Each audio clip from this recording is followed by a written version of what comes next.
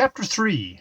How King Perion went to his own country, and what befell of him, and how Urganda met Don Gridales, and that of which she said to him.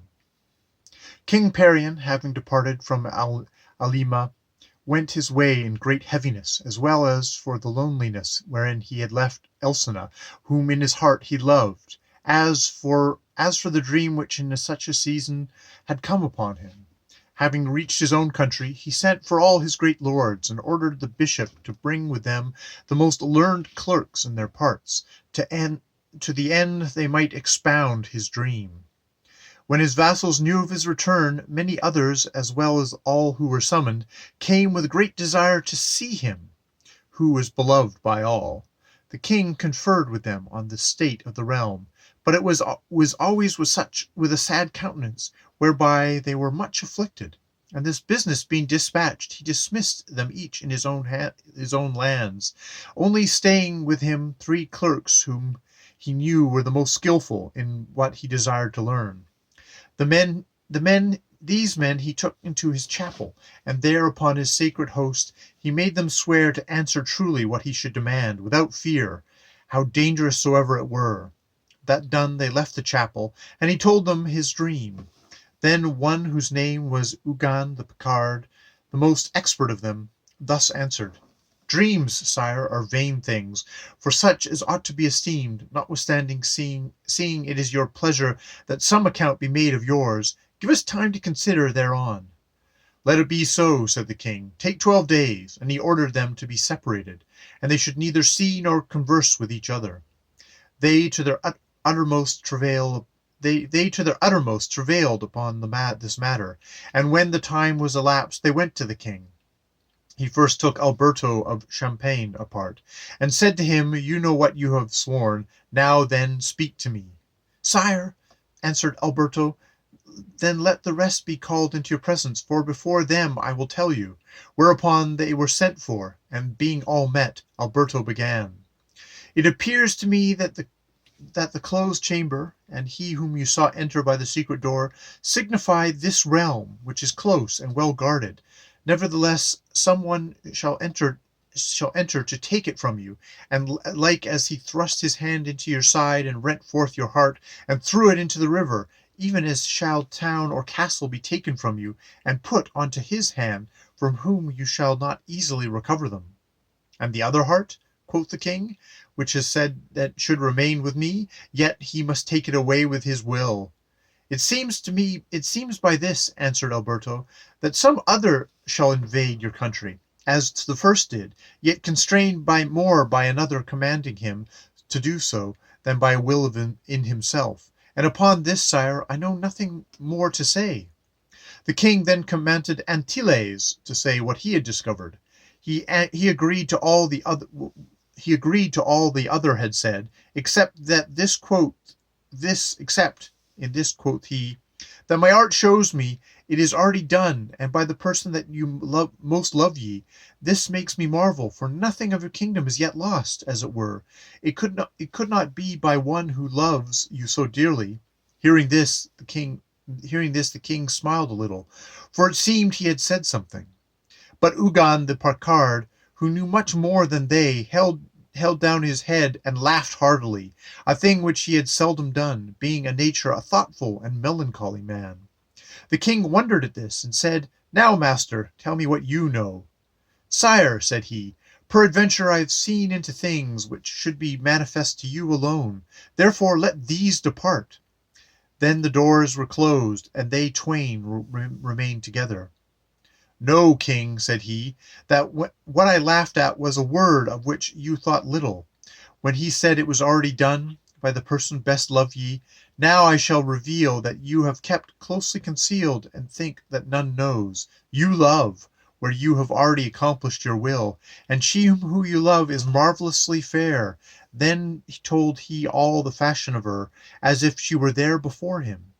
The chamber in which you saw yourself enclosed, you well know, and how she to ease your heart and her own, entered without your knowledge by a secret door, and the hand that opened your side is your union, and the heart which was taken out showeth that she hath by you a son or a daughter. Master, said the king, what meaneth then the casting thereof the river? He replied, seek not to know, which is no importance. Tell me how be it, quoth Peran, and fear nothing. Since you are pleased to hear it, answered Ugan, I demand assurance, that for anything which I may reveal, you will never hereforth be wroth with her who loves you so loyally. And Peran made the promise. Know then, said the master, that what you saw cast into the river is the child which she had by you, and that other heart that remained, what should that be? You may interpret the one by the other, answered Ugan. You will have another son, who will in some manner be taken away against the will of her that caused the loss of the first. Strange things hast thou told me, said Peran, and may it please God the little latter part, the misfortune of my children, proved not so true as what thou hast told me concerning the lady whom I love. The master answered, none can alter things that which were ordained by God, nor know when they shall end. Men therefore should be neither repine nor rejoice thereat, for oftentimes as well as evil as good proves far otherwise than it seemed. Do thou, O king, lay aside from thy memory all this which thou wast so solicitous to know, and pray to God to dispose these things to his holy service. The king was satisfied in what he desired, and so pleased with the wisdom and the last words of Ugan the Picard that he rewarded him well, and kept him thenceforth near his person. As Peran parted from the clerks, he met a damsel, more ornamented than beautiful, who said to him, Know, King Peran, that when thou recover thy loss, the kingdom of Ireland shall lose its flower. And away she went, so that he could not detain her, and he remained thinking upon these things. The author ceaseth to speak of this, and returneth to the child whom the Gandales brought up. He was called the Child of the Sea, for so they had named him, and with much care he was brought up by that good knight and his wife, and he grew up and became so fair that all who saw him marvelled. One day Gandales rode forth, for he was a right good knight and strong, and always accompanied by King Languanes, at such a time as they followed arms, and though the king had ceased to follow them, yet Gandales ceased not. He, as he rode along, met a damsel, and that thus spake to him, Ah, Gandales, if many great personages knew what I know, they would cut off thy head. Wherefore, quoth he? She replied, Because thou nourished their death. Now this was the damsel who had prophesied to King Perion. But Gandales understood not, and he said, Damsel, I beseech ye, for God's sake, what is it? I shall not tell thee, she answered, but so it must be. And she went her way. He remained thoughtful, but soon he saw her returning upon her palfrey with all speed, and crying with a loud voice, Gandales, help me, or I am dead. He looked and saw a knight come after her, sword in hand, and he spurred his horse between them, and cried out, Sir knight, God confound thee! What wouldst thou with this damsel? What? Said the other. Wouldst thou protect her who by her art has made me lose body and soul? Of that I know nothing, said Gandales, but protect her I will, for women are not thus to be punished, even though they deserve it. The knight answered, That we shall see. And returning his sword into the scabbard, he rode to a little thicket, wherein there waited a damsel exceedingly fair, who gave him a shield and a lance, and then he ran at Gandales, and Gandales at him. They had not long fought before she who had desired succor of Gandales stepped between them, and cried, Hold! Forthwith the knight who had pursued her drew back, and she said to him, Come, make obeisance to me. That I will do willingly, he said, as to the thing in the world which I most love. And throwing the shield from his neck and the sword from his hand, he bent his knee and kissed knees before her, to the wonder of Gandales. Then she bade him tell the damsel under the trees to get her away immediately, or he would take her head off. He turned to her and exclaimed, Thou ill woman! I know not why I spare thee. And the damsel saw that her friend was enchanted, wherefore she mounted her palfrey and rode away, making great sorrow. The other damsel then said, Gandales, I thank you for what you have done. Go, and good be with you. As for this knight, I pardon him, "That," said Gandales, "you may, but I shall not give over the battle unless he confess himself vanquished." She answered, "Give it over, for though you were the best knight in the world, I could make him vanquish you." "Then tell me," said he, "the meaning of what you said, that I nourished the death of many great personages." She made him swear that none should know it from him till she permitted it, and then said, "I tell thee, he whom thou foundest in the sea shall be the flower of knighthood in his time. He shall cause the strongest to stoop. He shall enterprise and finish with honor that wherein others have failed, and such deeds shall he do as none would think could be begun nor ended by body of man. He shall humble the proud, and cruel of heart shall he be against those who deserve it. And he shall be the knight in the world who most loyal maintains his love, and he shall love one answerable to his high prowess. And I tell you that on both sides he is king of kingly parentage. Now go thy way, and believe that all this shall come to pass. And if thou discover it, there shall happen to thee therefore more evil than good."